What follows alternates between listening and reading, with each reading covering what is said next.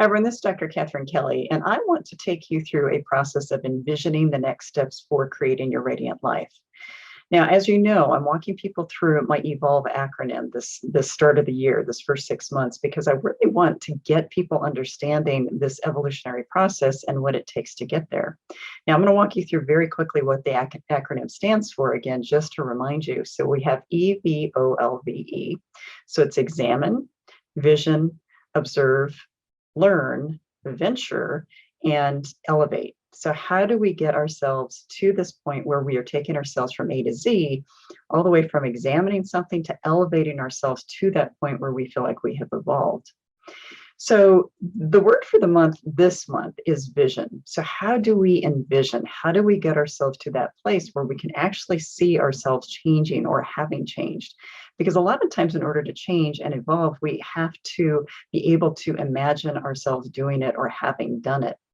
And there's a lot of folks I work with that say, oh, I'll never change. I can never see myself doing that. I can never see myself being to that place.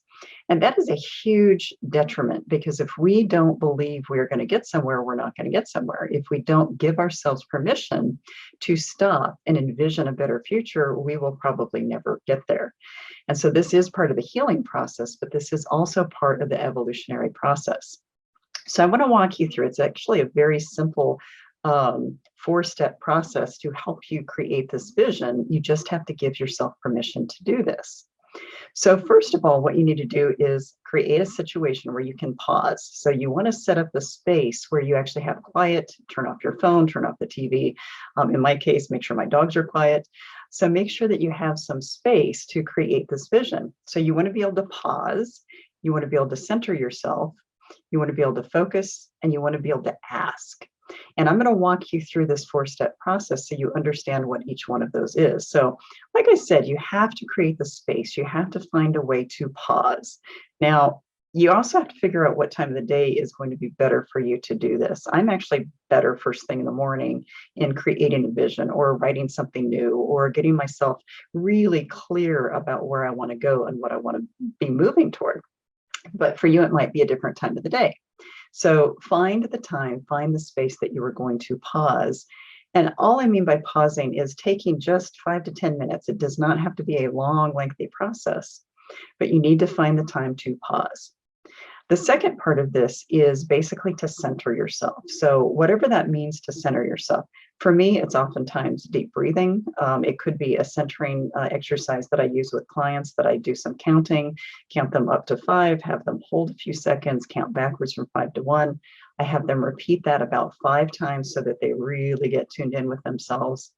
Another way to focus is basically close your eyes, bring your eyes down behind your eyelids, as if you're looking at your lap. Now, that may sound a little strange, but what that does is it actually does turn off the mechanism in your brain that has all of that extraneous thinking. And so instead of thinking, we sense what we need to do. And that is an important part, I think, of soul evolution, is sensing where we need to go, even more than thinking it. Because if we think, we tend to figure out all of the obstacles that are in the way, rather than just letting our souls sense where we want to be, what that vision is, what that beautiful progressive process is that we can take ourselves through. So again, find whatever it is that will help you center and focus. That focusing part of this too is, again, keeping your eyes down, being able to keep your eyes tucked down, because if we keep jetting off into all of the extraneous thoughts, we can never stay on that straight line and focus enough to create what that vision is. So again, you have to pause, you have to center, and you have to focus. And then the last piece of this, which is really the most kind of creative part of this and almost the most fun part of this, is you ask yourself, where am I going to be in a month or a year or whatever end point you want your vision to end at? I usually encourage a year. I usually encourage people to look at life from a year's perspective, not more, because it's hard to imagine our lives beyond that. And yes, there are going to be circumstances that throw us off. But you want to ask yourself, in a year, where do I see myself? And then don't try to create an image, allow it to emerge. That is probably one of the most important parts of this, is letting your soul speak. And I usually, when I have people do these meditations or visualizations, I ask them, are there colors that emerge? Are there shapes that emerge? Are there senses that you start experiencing? Are there people that step in? Is there a way that you're standing that shows that you have shifted? Is there something else about that image that is coming up in your mind that you're knowing, wow, there has been change? And yes, we can plant a little bit in there in terms of if you're wanting to be more confident, you want to envision, gosh, what would it look like for me to be more confident? If you want to be in a relationship, who do I need to be at the end of this year in order for me to be in my ultimate relationship? Because then it tells you what you need to work on in order to get there.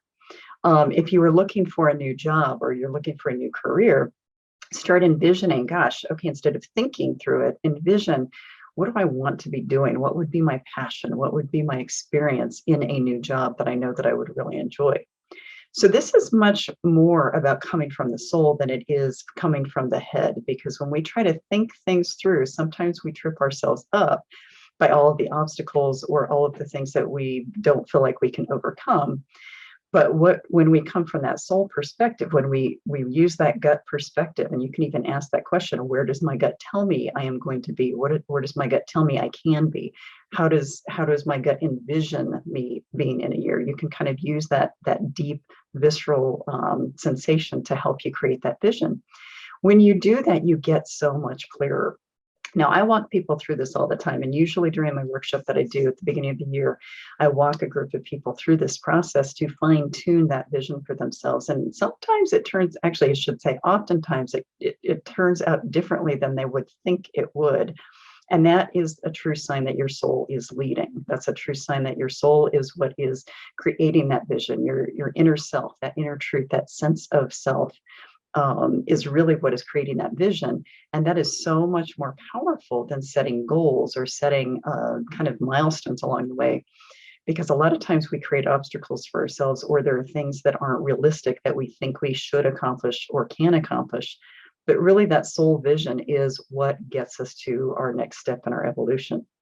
So again, I want to remind you, make sure that you pause, you center yourself, you find a way to focus, and then also you just ask very simply to that gut sense, where do I want to be in a year?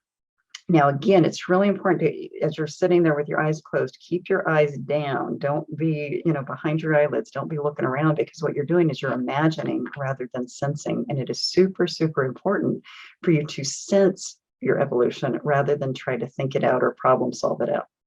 So I cannot emphasize that enough. And so as you envision this next step of your evolution as part of this EVOLVE acronym, it is super important to allow it to emerge.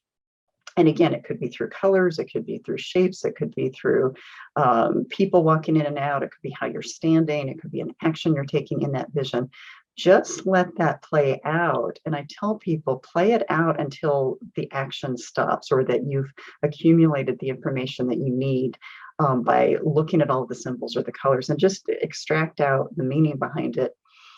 And don't expect something, because if you expect something, sometimes you block your creativity, you block what that vision is trying to tell you.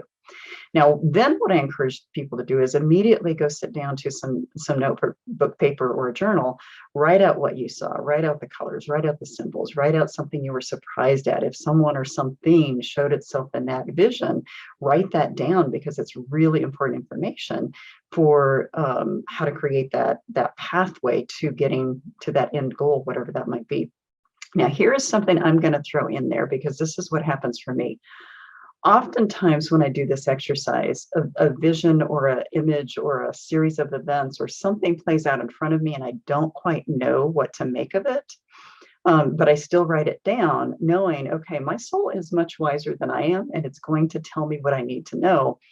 Oftentimes, when I have something that I can't really make sense of, by the time I get to the end of the year, I can see why those things were in my vision. I can see why those things were part of that vision that was created for me. And then I can identify what that means. So sometimes you have a vision emerge that has no sense to it at first, but then it unfolds over time. So I want to make sure that you realize that this is not generated by your brain. This is what your soul is generating. And that is so much more powerful in getting you where you need to be and want to be, because we should ourselves a lot. We tell ourselves that we should be doing something or working towards something. when in fact, our soul tells us more accurately what we need to be working on for our evolution. So again, just a reminder, I want you to think about that pause, that centering, focusing, asking, and it's just an open-ended question. And then you go almost immediately, go either draw it out or write it out and help yourself understand what that vision is supposed to tell you. And again, like I said, sometimes you don't know until later, but it will give you information. And the number one thing is making sure that you know that you can evolve. If you don't think you're going to get somewhere, then you're not going to get anywhere. But it's allowing that soul space to create that vision that will also assist in that evolutionary process for you. So take that information. This is a really good way to start practicing. How can I envision this change that I want to be, and take yourself forward? So I hope that helps. And next month, I will take you to that next level as well. Have a great day. Bye-bye.